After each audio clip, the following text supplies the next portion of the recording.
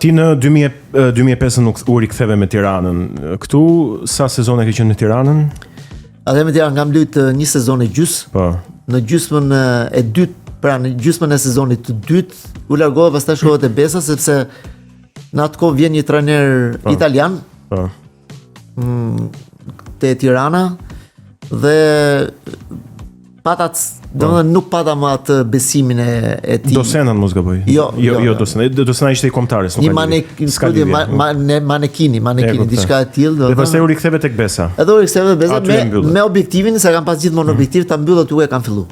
Qartë. E kam pas gjithmonë. Dhe kështu ndodhi në fakt e mbyllë karrierën tënde që të gjithëve ne na ka bërë krenar. Altin e mbyllet aty ku e nisi tek Besa e Kavajës. Dhe pastaj ti vazhdove të bëje gjëra të tjera të mira për futbollin shqiptar, siç është futbolli i vajzave, i femrave. Ndalemi pak këtu se Viola... e ka ngritur nga 0.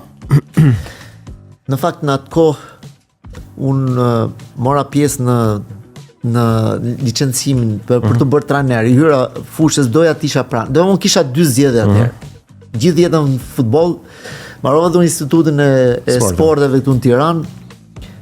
Pra, njëri që është marrë vetëm sportet dhe unë nuk kisha gjë tjetër në objektivat e mia ose që mund ta bëja.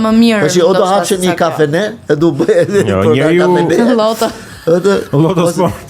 Jo, loto sport që loto s'kam qenë herë, po jo, ai do ishte skenari më i zakonshëm që edhe mund të parashikojë pak çfarë mund ndodhte në fund. Se i njihje lojtarët dhe nëse.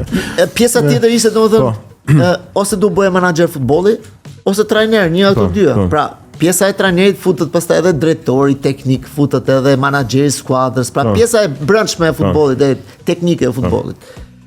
Ose do bëhesh menaxher futbollit të merresh me lojtarët. Unë si fillim fakt aty e nisa, bile edhe u regjistrova për të marrë licencën e menaxherit të futbollistëve. Po pastaj shifsha që kjo unë isha në Shqipëri. Këtu brenda në Shqipëri, kjo nuk mund të funksionojë, ti duhet të jesh jashtë. S'kishte futbollistë vajza. Jo, nuk ishte lidhje me futbollin e femrave. Pa nis futbolli i femrave. Mbasi lash futbollin tash, pra do të mesha një rrugë tjetër.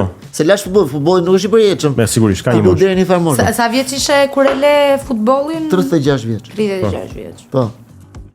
Po e lash në fakt kështu rastësisht se mund të deri në 40 vjeç pa frikë, se unë nuk kam abuzuar në jetën time. Unë kam atë regjim, jam ushqyer mirë, kam bërë stërvitje të rregullt. Se futbollistët mund vazhdojnë për sa kohë janë në gjendje të mirë fizike. Po jam aty ke Ronaldo se të mesin nga 40 sa vjeç janë. Po majte aspektin fizik, do ta lejoj edhe analiza trupore, pra DNA-ja e trupit do të jetë perfekt, do të jetë lidhje perfekte me këto gjëra të tjera, me mënyrën e trajtimit, me mënyrën e regjimit, me stërvitjen, me gjitha këto, domethënë s'do të abuzosh. Atëherë ti ke mundësi të jetë gjatësisë, të luash sa më gjatë futboll. Edhe unë kisha mundësi, po e lash rastësisht në fakt me Besën, një ndeshje ku ne lunim kundër Elbasanit, që ishte për kampionat vit. Nuk e di presidenti jon nuk u sol mirë se nuk du të futem në çështje teknike që nuk është mirë të përmendim. Ishte një histori nga e cila ti nuk... Një histori që unë nuk thash, domethënë kështu deri këtu jam unë, se unë nuk bëj gjëra të tilla, domethënë që ashtu edhe ika. Edhe lash futbollin aty. Po, edhe përsëri më shumë, kupton? Se dua patjetër ta ndajmë këtë. Neve na duket shumë e thjeshtë, një futbollist përfundon karrierën e tij me vendim personal ose jo. Po, cila është ndjesia e të pranuarit që nuk do jesh më në fushë për të bërë golin? Ose për të luajtur edhe për të dhënë shpirtin bashkë me skuadrën? Si e përjeton ato momentet e para? Ajo është e vështirë në fakt, por në momentin që ti e lën të kesh parasysh gjë. Në momentin që ti e lën, unë e kam lënë thash me 36 vjeç. E kam filluar me po flasim me ekip tamam stërvitje, që stërviten siç e thash shkollë 8 vjeçare, që kam qenë 14 vjeç. Dhe nga 14 e 36 bën zhvilluari sa vite. Ndërsa profesionist kam qenë nga 18 profesionist deri 36, 18 vjet. Domethënë 18 vjet ti ke qenë për ditën e stërvitje, ndeshje, faza përgatitore, dhe faza përgatitore është merr, të bësh 3 deri në 4 herë stërvitje në ditë, me ritëm të jashtëzakonshëm, sidomos, domethënë, edhe në kohën para se me një Gjermani këtu, domethënë, kampionatin tonë që kishte akoma më shumë përgatitje fizike se ishin me metodën e vjetër ruse, që bëshin nga 10-1000 metrëshe. Si është kjo metoda e vjetër ruse? Po. Tortur? Edhe slenin edhe me pi ujë. Domethënë mes verës 40 gradë ti do stërviçe dhe thoshin jo, nuk do pish ujë se të bë dëm. Në fakt është vërtetuar sot është e kundërta. Ti do të pish sa më shumë ujë. Domethënë se ka nevojë trupi për lëngje, se djeg motor, e kupton? E vërtet.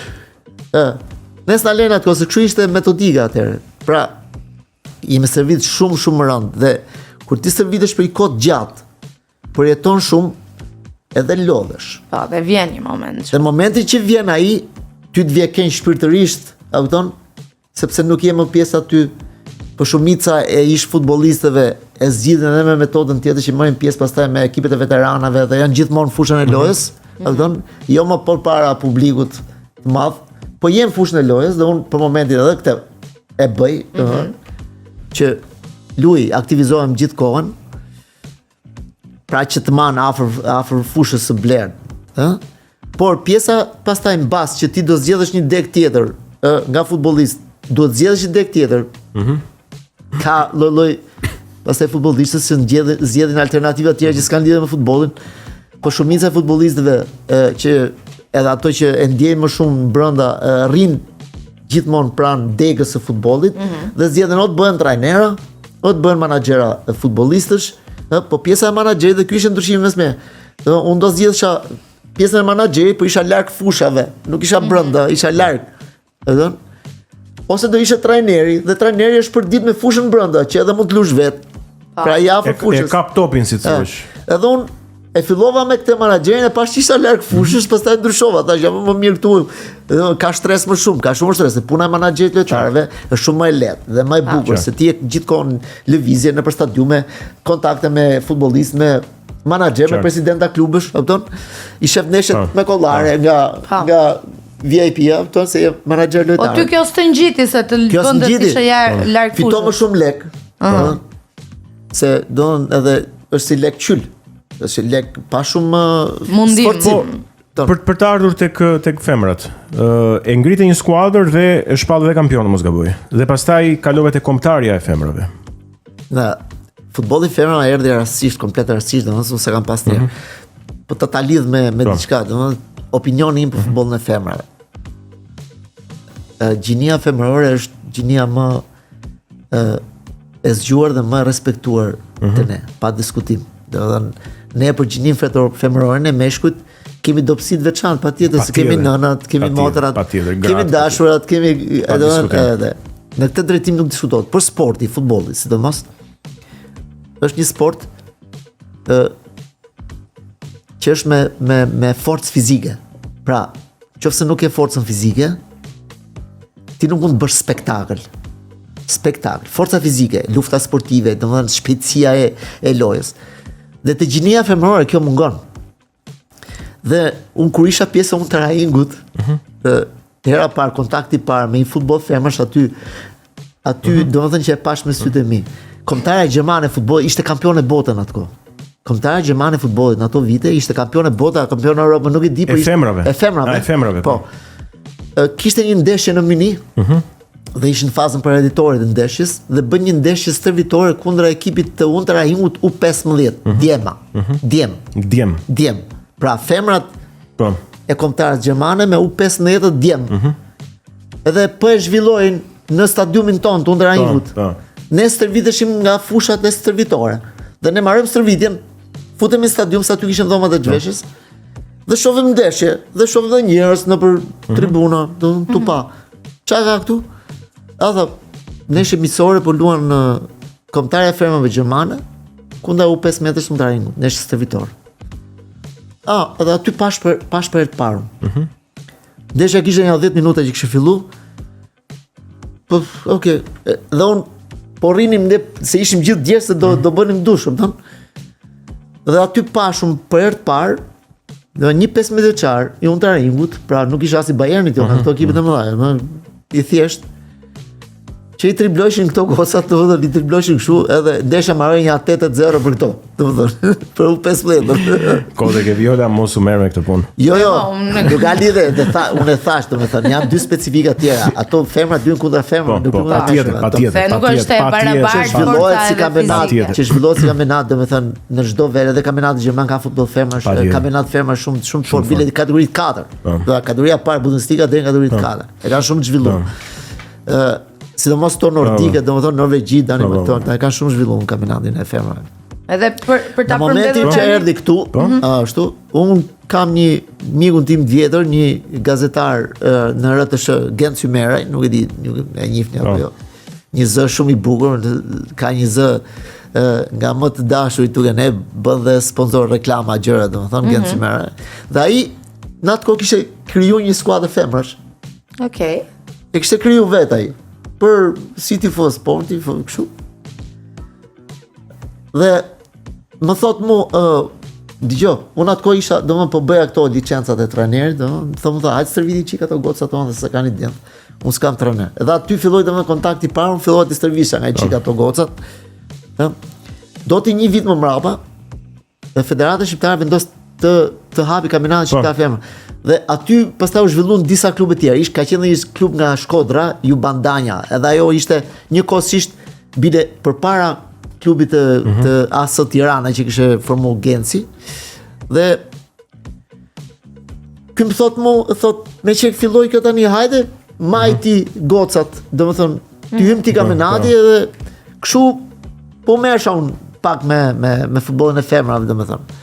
Ndërkohë që bëja edhe se nuk ish edhe këto akademitë e futbollit nuk ishin zhvilluar shumë, që për shembull unë mund të merra me një akademi futbollit, po.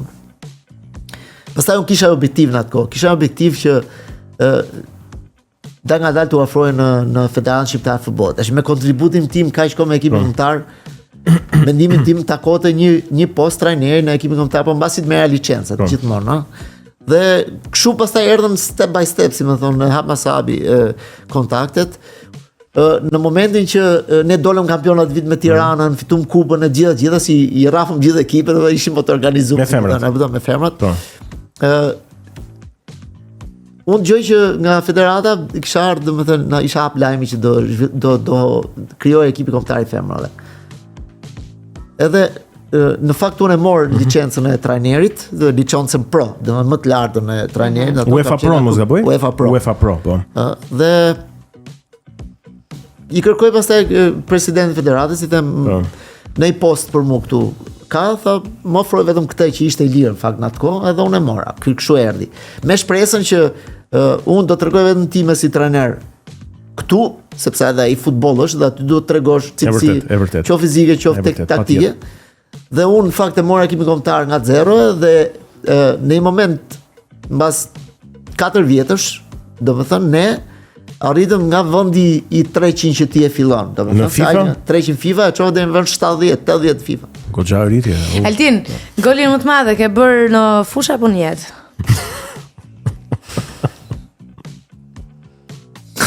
Kjo pyetje në fakt duhet mendoa shumë gjatë.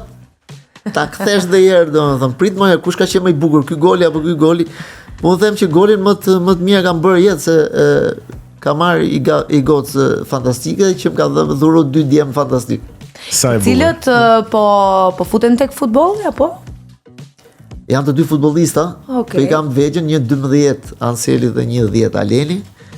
E kanë qef futbollin jo duke ja imponu unë, se kjo është kryesore, domethënë futbolli nuk imponohet. Futbolli dashurohet vet. Ato patjetër edhe me mendjen që kam pas babën futbollist, sa herë që vinë në Shqipëri, sa futëm në Rinas, i pari polici, a legjende erdhe dhe ato i bë përshtypje kjo.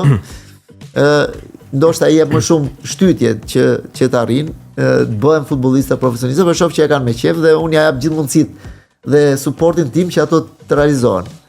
Kjo është dëshira ime më e madhe. Dëshira jo gjithashtu që ata jo vetëm të bëhen futbollista, po të bëhen edhe më të suksesshëm se sa babai i tyre. Të na çojnë akoma edhe më lart. Ti shohim të luajnë me kombëtarën se do bono. Do më japësh një bono kuqezi, atë bono kuqezi. Po, e di pse do më japësh kuqezi mua ti? Është me çokoladë. Me çokoladë, po. Do të ta them pse. Ha, më thuaj. Se do flasim për kombëtarën. Do flasim për kombëtarën, po un kam një pyetje, do ta nis me një pyetje shumë të pazakontë. E kap dot? Okej. Ja pra, ja se nuk mund të luaj. Se nuk pasoni dot. Altin, shiko, këtë pjesë mbetur duhet të flasim pak për kombëtaren, për ndeshjet e kombëtarës. Jemi para ndeshjes me Andorrën, para ndeshjes me Anglinë, jemi pranë shpresës tonë të madhe që të shkojmë në tokën amerikane në botrorin 2026-s, kemi dhe play-offet patjetër, me shpresën se do të jemi në vend të dytë, pra. Unë dua të bëj pyetje, meqense ti e the vet. Dhe pastaj ti vazhdo edhe fol për këtë kombëtare, për Silvinjon, për mënyrën se si është e organizuar e gjithë gjëja. Mund të jesh një ditë ti trajneri i kombëtarës shqiptare?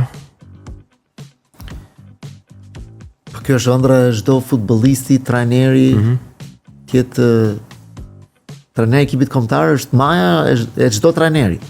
Pra, sepse ti përfaqëson në rastin konkret vendin tënd lindjes, atë fanell që ti e ke mbajtur gjithë kohën. Dhe kjo të jep tjetër satisfaksion e emocion, sikur për shembull të jesh trajner një klubi apo një kombëtar tjetër që nuk takon ty.